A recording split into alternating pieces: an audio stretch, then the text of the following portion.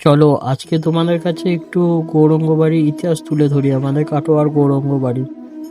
কাটোয়ার গৌরঙ্গ বাড়ি মূলত সেই পবিত্র স্থান যেখানে 1510 সালে শ্রী চৈতন্য মহাপ্রভু তার গুরু কেশব ভারতীর কাছে দীক্ষা বা সন্ন্যাসী গ্রহণ করেছিলেন, যা এই স্থানকে বৈষ্ণবদের কাছে একটু তীর্থে পরিণত করে। এটা হচ্ছে সেই মূল বটগাছ যেখানে আমাদের প্রভু মহাপ্রভু মাথা ন্যাড়া করেছিল। মহাপ্রভুর দীক্ষাস্থল হওয়ায় এই জায়গাটা গৌরঙ্গ বাড়ি নামে পরিচিত। এই মন্দিরটি মূলত শ্রী গদাধর দাস প্রতিষ্ঠা করেন। এখানে আপনারা আরও একটা জিনিস দেখতে পাবেন, সেটা হচ্ছে কেশব ভারতীর সমাধিস্থল।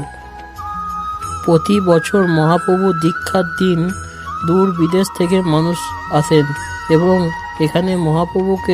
এখানে চৈতন্য বেশে মহাপ্রভুকে সাজানো হয়। এবার বলি আপনারা এই গৌরঙ্গ বাড়িতে আসবেন কি করে।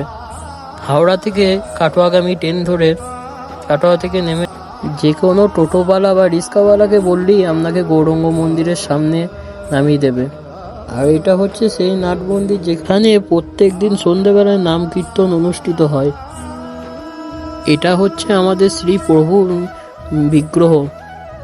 সবশেষে বলি, কাটোয়া মন্দিরটা শুধু একটি মন্দিরই নয়, এটি শ্রী চৈতন্য মহাপ্রভুর বৈষ্ণব ধর্ম প্রচারের একটি অন্যতম কেন্দ্র।